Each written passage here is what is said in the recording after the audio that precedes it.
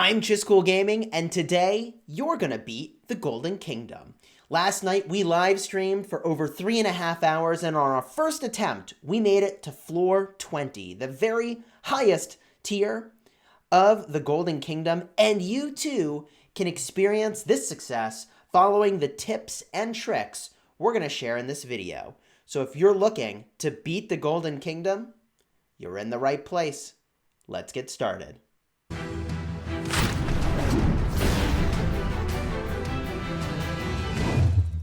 Hello, my friends, and welcome back. This is arguably some of the most fun I've had in Rise of Kingdoms recently. This is a dungeon crawling event, and we're going to help you beat it today. If you like Rise of Kingdoms guides that help you get value and smash your enemies, consider smashing the subscribe button for daily Rise of Kingdoms videos and turn on the notifications so you don't miss when we live stream when new events go live. Because yeah, we streamed for 3.5 hours as soon as this event went live, and now we've got some incredibly detailed guidance that will help you too win in this event. So let's first do an overview of the rules for this event. We'll then do a deep dive on the troops you bring, the relics you get, and last but not least, probably the most fun, is the blessings, because that is what makes this whole thing tick. And if all of that sounds like gobbledygook, we'll stick around, we'll explain it all, and of course, timestamps in the description to jump to whatever part of this video that you're most interested in. So big picture, what is this? It's a dungeon that you crawl. Every 4 levels, you get sweet loot, and that loot, let's see if we can still look at it. We can't. If we go back to the main screen, we can probably show you. There it was. Every 4 levels is a free level with loot and a merchant where you can trade in currency that you've won by battling things and exploring to pick up more things that help you along your way. We'll explain that in a bit. At the start, you bring 5 marches, basically like a canyon team worth of troops and marches to go and make your way through this dungeon. Now, along the way, your troops take damage, and the damage you take sticks with you for the rest of the time you're in the dungeon. So that means that things that offer healing, so that you can have some sustain, go a really long way, because guess what? An all DPS Canyon team is not going to do well in this dungeon crawl. Healing really seems to be the name of the game. To that end, there are some things that help you in this event that we really need to talk about. We really need to talk about these things. They are buffs from equipment. So make sure that when you pick your commanders that are in here, that you first put equipment on them before you make those selections. Your own technology is relevant, and this event will be catered to you. They indicate that in the rules, that the difficulty scales up or down based on your own power. The talents on your commanders will be super relevant, and we're going to talk about that more in a bit, but make sure that you've got the talent builds that you want when you pick a commander as a primary commander, and you know, talents from the primary commander always apply in a pairing, but the secondary commander does not. Only skills apply from the secondary commander. Your VIP applies here. Your civilization bonuses, your city buildings, your city theme even takes effect in the Golden Kingdom and will impact your success. I see nothing here about buffs from tokens, so I don't think an attack or defense buff matters here. Army expansions are not going to work here, I'm told. What I want to call special attention to, though, is that when you're picking these marches and as you're battling through this dungeon, one thing that will happen is you uncover new structures. One incredibly important structure is a reinforcement camp. Now look, you start this thing with 5 marches, okay? And you're exploring different territories and you find monsters and, things to fight as you go. I guess they're not monsters, but, different armies to go fight. One thing you can find is a reinforcement camp. And that gives you a new march to add to your group. Now this is very powerful. It's really important to have all these extra marches, and I can show you in my troops over here. The ones that have the broken heart next to them, I don't know why it's a broken heart icon, but the ones that have that icon, those are all marches that we found. We rescued them by crawling these dungeons, okay? So that means that it's really important that when you pick these marches, that you get the maximum benefit from them. What am I trying to say? Someone pointed out in my live stream that the level of the skills on these commanders when you find them is identical to whatever levels you have them at.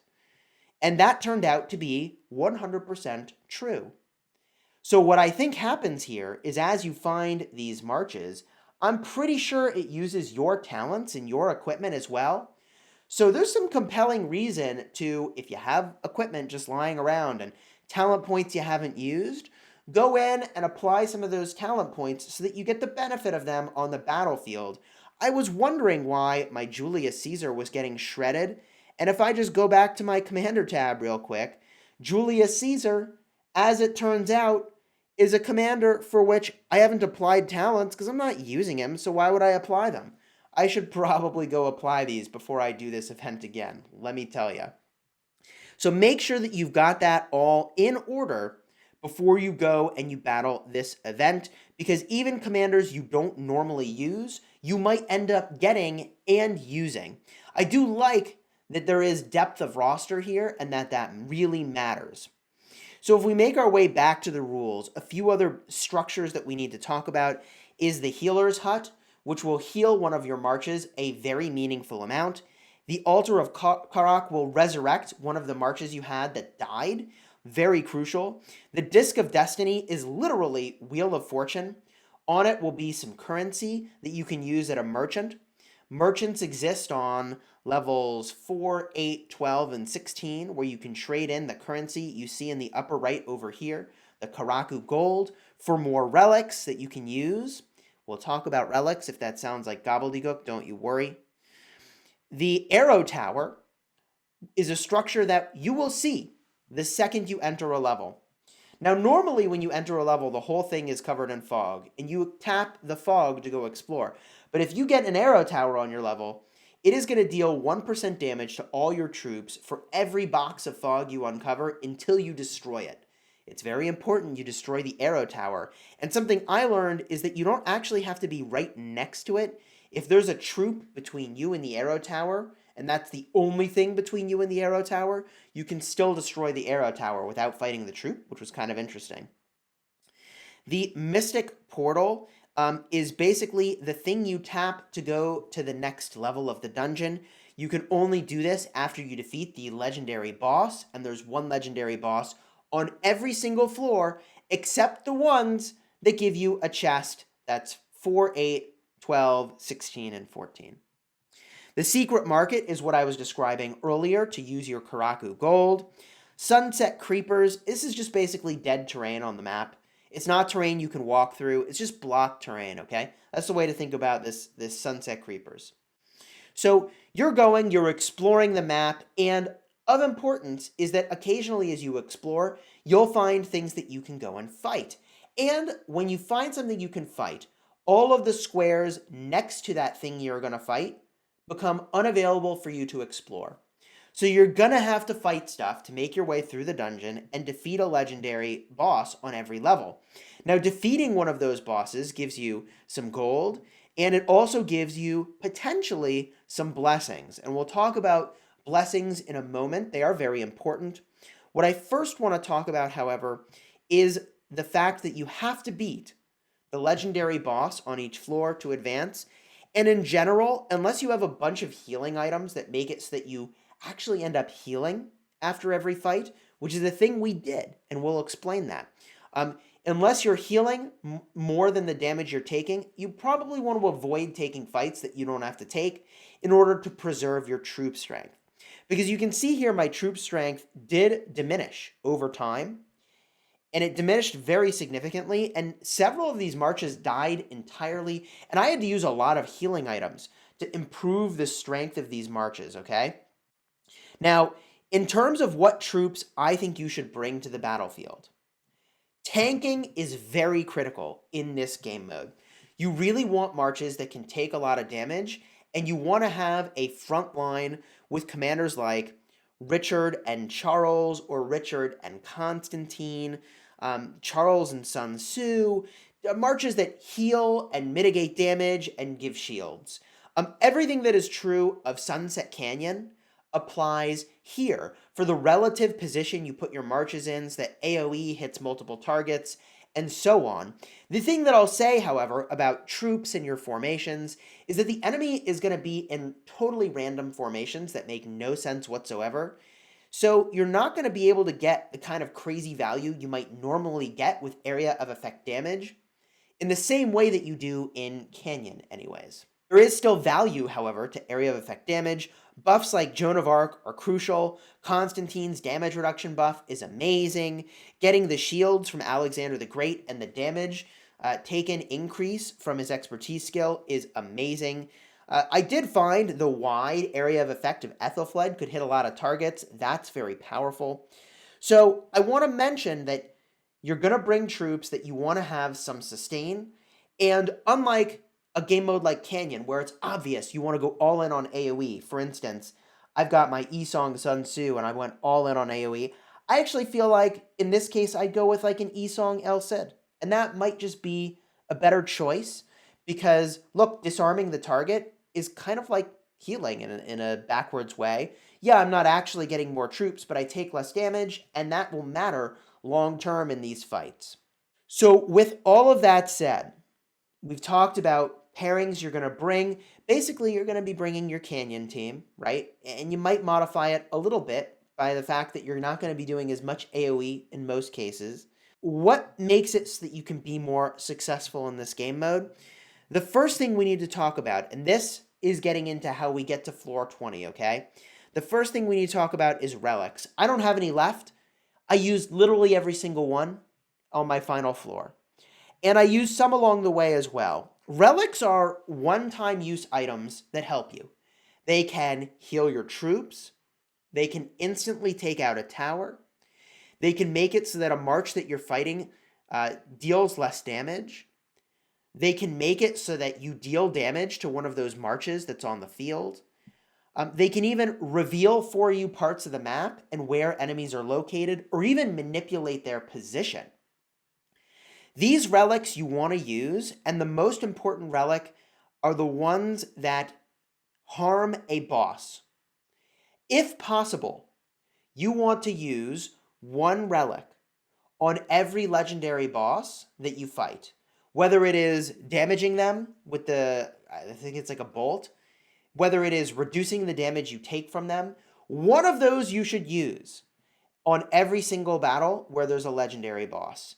And I tried to save them where I could in the early part of the fight so that I'd have enough toward the later part of the fight. If you have the opportunity to buy some of those items at the merchant that we were talking about earlier with your Karaku gold that harms the boss and makes it so they deal less damage, those are some of the very best value items, by far the very best value relics that you can get. I felt like the healing was also really important as well, so I purchased those relics. That would be my recommendation to you, and is really, I would argue, one of the keys to beating this event. The other key to beating this event is picking the right blessings. Blessings are buffs that you get permanently. You get them from the sort of Wheel of Fortune event that's in here. You get them from fighting. You get them even on the ground. You can like find glowy items. Yeah, pick those up the second you find them and as you're exploring, okay? Here are the blessings that we had in our run, and the way I want you to think about blessings is kind of like an engine that you're building, okay? For the time that you're running this event, are you going to go all in on rage? Are you going to go all in on the front row of troops or the back row of troops? Pick what it is you're going all in on, and then do that with every single choice you make for your blessings. So to give an example, at the start of my run last night, I picked a whole bunch of things that influence my back row of troops. Massive buffs to my back row of troops, and I put all my troops in the back row as much as I could. Now, I thought that was an okay strategy, but I think the rage gen strategy is even better. What is the rage generation strategy? You get something like Rising Rage, which you can see in the middle of the screen over here, gives you 20% speed of rage gain for all your troops. And Battlefield Oath made it so that every time I used a skill, I basically had a 30% chance to use a skill again, which was insane. It was insane. I also picked up some other items that played with rage, like decreasing the enemy troops' rage by 300. Massive. Upon entering battle, I immediately gained 1,000 rage. So you can see here, I start the fight with a full rage bar. I then make it so that I cut the enemy's rage by 300 when I use the active skill and of the primary and the secondary. Then I'm generating more rage than them, and I'm getting extra procs on my skills, right? Like, I went all in on a rage engine, and that was really amazing. Now, there's a few things I would recommend that you get any time that they appear, and those are things that do healing for you. Boundless Horn was amazing. At the start of the battle, the troop with the least units recovers 5% of their strength. That was astonishingly good. It was astonishingly good, and healing items were the reason that I could sometimes take a fight and end up with more troops than when I started. Because, very importantly, you would think that a commander like Richard I could heal himself and heal himself and heal himself, but when you start a fight, however many troops you had in the march at the start of the fight is the maximum amount you could have at the end of the fight. In other words, Richard won't heal past, let's say, I bring 210,000 troops with Richard. If I start the fight with 170,000 troops, the most he can heal to is 170,000, which kind of sucks. So the healing items go a really long way in restoring the health that you can't typically get other ways. And this item that I was just talking about, Boundless Horn, did that. It made it so that even though normally I couldn't heal back past that point when I was, the troop strength when I started the fight, Boundless Horn let me do that. And other items did that for me as well. There was a couple other things in here that were really, really good.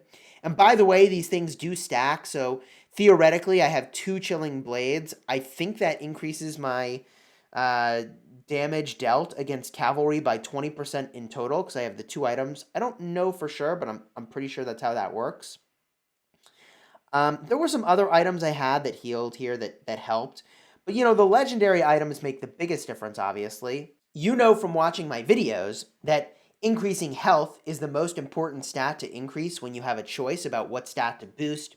I'll put a card up in the top, although surely you've seen it by now, right? Health is the best stat to boost.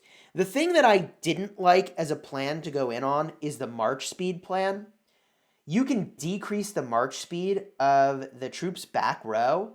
And the thing that you're trying to do there is basically make it so you can assassinate the front row before the back row even gets to the fight. I'll just say that I really don't like the plan of reducing the march speed of the back row, because it makes it so that your area of effect damage doesn't line up as well as it normally might, because some of their marches will be in the back row, and now your Esong expertise AoE is not hitting them when it used to before. I think it would be really fun to go all in on a plan where you make the enemy's back row march speed really slow. I will probably do that in a live stream where I replay this event, because I'm going to replay this event every single time that I can, for sure. This is way too fun. This is way too fun. We're definitely going to do that. We're going to do it on our farms. We're going to do it on our restart. This is going to be a lot of fun. You're going to want to tune in for those live streams. And, look, whatever plan you pick with these blessings, I want you to think about this game. It's really like a drafting game, okay? It's a Sunset Canyon with a drafting game baked into it, because this is all just drafting. When you pick a blessing, you're picking from among 3, So what kind of deck of blessings are you going to draft? I think that the Rage Gen deck is probably one of the best. I think that the back and front row plan is a little weird. Ultimately, going all in on just the back row didn't really work for me as a plan, because I felt like I needed to put marches in the front row to be tanky, and I wish between strengthening the back row and the front row, I'd gone all in on the front row instead. So I would maybe rethink that a little bit. Healing is absolutely critical, and probably the best item I got the entire time. Let me see if I can even find it. Oh, here it is, Conqueror. This was busted. I could bring 6 marches instead of 5. This one was so busted. It was so good. Conqueror was one of the best for sure. Um, Healing items were absolutely essential. It was one of the only ways that we could have sustain here in this set of fights. I think you can go all in on whatever plan you want here. And at the end of the day, I think you can refresh a total of like 3 or 2 times. I can hit reset. I don't know how many times I could restart. Maybe it's not even limited, but I'm going to do it as just a whole bunch of times in live streams so that you can experience it and so that we can draft some really sweet decks. So to summarize the things that I think you should do, make sure you apply your talent points and gear to your commanders that you want to bring to this fight. I don't think it's worth using a talent respec necessarily, but I suppose that if it's the difference between your winning and losing, that you're like, yeah, the loot is probably worth it. I'll call out the fact that the loot, however, is not insane. It's not insane. It's good, but it's not insane. So don't bend over backwards. You really should be doing this event if you find it fun, and I personally did. To that end, if you want to see the live stream where we did this event, card up in the top. We beat it on our first try. It was a lot of fun. Chat was very engaged with it. We had like almost 1,000 people doing that. If you want to see a video where we used the new king skills from the latest patch that hit the game, I'll put a card up in the top for that as well. We showcased imprisoning someone who, it was the alt account of a trader who was given like a zillion opportunities to like not get zeroed, but finally it was like, all right, you're gonna hit some farmers. Bye. See you. Bye. It's really fun. We use imprison. We use the leadership skill for the king that buffs all the nearby marches. You really do probably want to check out that live stream. It was really fun. We did Shadow Legion as well. We're gonna head out for now, but subscribe to the channel if you want to see more of this event and you want to see any event the second it goes live. Yeah, we've got your back, folks. Do me a favor and leave a comment with what you think your favorite blessing or relic was in this event, and if you enjoyed it. Until next time, you have fun smashing the kingdom.